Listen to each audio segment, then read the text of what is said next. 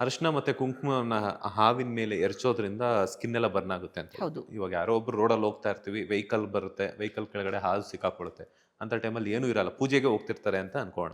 ಅಂತ ಟೈಮಲ್ಲಿ ಅರಿಶಿನ ಆಂಟಿಬಯೋಟಿಕ್ ಎಲ್ಲ ಇರುತ್ತೆ, ಗಾಯ ಆದಾಗೆಲ್ಲನೂ ಹಾಕ್ತಾರೆ ಅಂತ. ಅಂತ ಟೈಮಲ್ಲಿ ಹಾವುಗೆ ಏನಾದ್ರೂ ಗಾಯ ಆದಾಗ ಅರಿಶಿನ ಹಾಕಿದ್ರೆ ಅದೇನಾಗುತ್ತೆ? 100% ಇನ್ನೂ ಬೇಗ ಸತ್ತೋಗುತ್ತೆ. ಹ್ಮ್ ಅದಕ್ಕೆ ಗಾಯಕ್ಕೆ ಅರಿಶಿನ ಹಾಕೋ ಹಾಗಿರಲ್ಲ. ನೀರನ್ನು ಹಾಕಬೇಕು, ಒಳ್ಳೆಯ ನೀರು, ಜಲವನ್ನು ಸುರಿಬೇಕು. ಅದು ನಾ ಹೇಳ್ದಲ್ಲ, ತೀರಾ ಡ್ಯಾಮೇಜ್ ಆದರೆ ಡೆಫಿನೆಟ್ಲಿ ಆ ಹಾವಿಗೆ ಒದ್ದಾಡಕ್ಕೆ ಬಿಡ್ದಲೆ ಹೊಡೆದ್ಬಿಟ್ಟು ಸುಟ್ಟು ಬಿಡಬೇಕು. ಯಾಕೆ ಅಂದರೆ ಅದಕ್ಕೆ ಯಾರು ಟ್ರೀಟ್ಮೆಂಟ್ ಕೊಡಲ್ಲ, ಔಷಧಿ ಹಚ್ಚಲ್ಲ, ಆಹಾರ ತಿನ್ನಕ್ಕಾಗಲ್ಲ. ಅದು 10 ದಿನ ಆದ್ಮೇಲೆ ಸಾಯೋ ಬದಲಿ ಆವಾಗಲೇ ಕ್ಷಮಾಯಾಚನೆ ಮಾಡಿಬಿಟ್ಟು ಮೋಕ್ಷ ಕೊಟ್ಬಿಡ್ಬೇಕು. ನಮ್ಮ ಗುರುಕುಲದ ಒಂದು ಪದ್ಧತಿ ಇದೆ, ನರಳಾಡಕ್ಕೆ ಬಿಡಬೇಡಿ. ಗೊತ್ತಿಲ್ಲದೆ ತಪ್ಪಾಗೋಯ್ತು, ಅದು ನೋಡ್ಬಿಟ್ಟು ಹಾಗೆ ಹೋಗಬೇಡಿ. ಟ್ರೀಟ್ಮೆಂಟ್ ಕೊಡ್ಸೋಕ್ಕಾಗತ್ತಾ? ಕೊಡಿಸಿ. ಶುಶ್ರೂಷೆ ಮಾಡೋದು, ಆ ನಂತರ ಚಿಕಿತ್ಸೆ ಕೊಡಿಸೋದು. ಶುಶ್ರೂಷೆ ಅಂದರೆ ಅದನ್ನು ಎತ್ಕೊಂಡು ಅದಕ್ಕೆ, ಅಂದರೆ ಹಾವಿಗೆ ಎತ್ಕೊಳಕ್ಕಾಗಲ್ಲ, ಕಚ್ಬೋದು ಅನ್ನೋ ಭಯ ಇರುತ್ತೆ. ಅಟ್ಲೀಸ್ಟ್ ಅದ್ರ ಕಡೆ ಗಮನ ಕೊಡೋದು, ಅದು ಶುಶ್ರೂಷೆ. ಅಕಸ್ಮಾತ್ ಫೋನ್ಗೀನ್, ಇವಾಗೆಲ್ಲ ರೆಸ್ಕ್ಯೂವರ್ಸ್ ಇರ್ತಾರೆ, ಹಿಡಿಸೋ ಅಂಥ ಕಾರ್ಯಕ್ರಮ. ರೆಸ್ಕ್ಯೂವರ್ಸ್ ಹತ್ರ ಚಿಕಿತ್ಸೆ ಕೊಡಿಸೋ ಅಂಥದ್ದು. ಹೌದು. ಇದೆರಡನ್ನ ನಾವು ಪ್ರತಿಯೊಬ್ಬರು ಅಳವಡಿಸ್ಕೋಬೇಕು. ಬರೀ ಹಾವು ಅಂತಲಲ್ಲ, ಪ್ರತಿಯೊಂದು ಪ್ರಾಣಿಗೂ ನೋವಾಗುತ್ತೆ, ಪ್ರತಿಯೊಂದು ಪ್ರಾಣಿಗೂ ಭಾವನೆ ಇರುತ್ತೆ, ಪ್ರತಿಯೊಂದು ಪ್ರಾಣಿಗೂ ಕುಟುಂಬ ಅನ್ನೋದಿರುತ್ತೆ. ನಾವು ಅದನ್ನು ತಿಳ್ಕೊಳ್ಬೇಕು, ಆಯಿತಾ?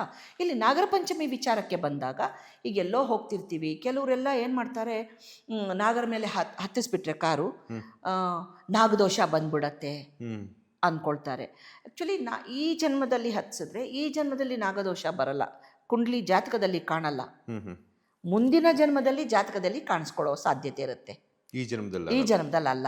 ನಾವು ಈ ಜನ್ಮದಲ್ಲಿ ನಮ್ಮ ಕುಂಡ್ಲಿಗಳಲ್ಲಿ ನಾಗದೋಷ ಇತ್ತು ಅಂದರೆ ಅದು ಹೋದ ಜನ್ಮದ್ದು. ರಾಹು ಕೇತುವಿನ ಕುಂಡಲಿ 12 ಮನೆಯಲ್ಲಿ ರಾಹು ಕೇತುವಿನ ವಿಭಜನೆಯ ಪ್ರಕಾರ ಸರ್ಪದೋಷ ನಿಗದಿಯಾಗೋದು.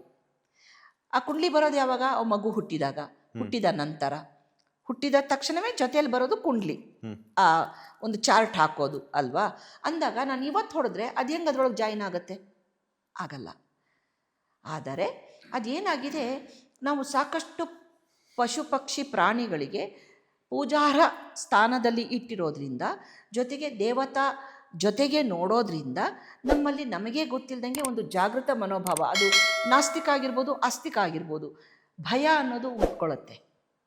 ಹದ್ದಿಗೆ ಹೊಡೆದ್ಬಿಟ್ರೆ, ಹಾವಿಗೆ ಹೊಡೆದ್ಬಿಟ್ರೆ ಅನ್ನುವಂಥದ್ದು.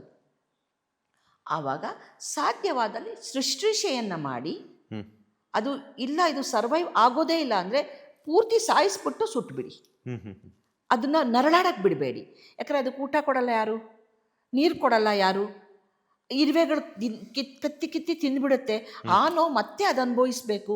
ಎಷ್ಟು ಅದು ನೆನೆಸ್ಕೊಂಡ್ರೆ ಕರಳು ಕಿವುಚೋ ಹಂಗಾಗತ್ತಲ್ವ. ಅದರ ಬದಲಿಗೆ ಅದಕ್ಕೆ ಒಂದು ಸಂಸ್ಕಾರ ಅಂತ ಮಾಡಿದ್ರೆ ಅಲ್ಲಿಗೆ ದೋಷ ಪರಿಹಾರ ಆಗತ್ತೆ. ಲೇಟೆಸ್ಟ್ ಹಾಗೂ ಇಂಟ್ರೆಸ್ಟಿಂಗ್ ಸುದ್ದಿಗಳಿಗಾಗಿ ಬಾಸ್ ಟಿವಿ ಕನ್ನಡ ಚಾನೆಲ್ನ ಸಬ್ಸ್ಕ್ರೈಬ್ ಮಾಡಿ, ಹಾಗೆಯೇ ಬೆಲ್ ಐಕಾನ್ ಪ್ರೆಸ್ ಮಾಡಿ. ಇದರ ಜೊತೆಗೆ ಫೇಸ್ಬುಕ್, ಇನ್ಸ್ಟಾಗ್ರಾಮ್, ಎಕ್ಸ್ನಲ್ಲೂ ಮಿಸ್ ಮಾಡದೆ ಫಾಲೋ ಮಾಡಿ.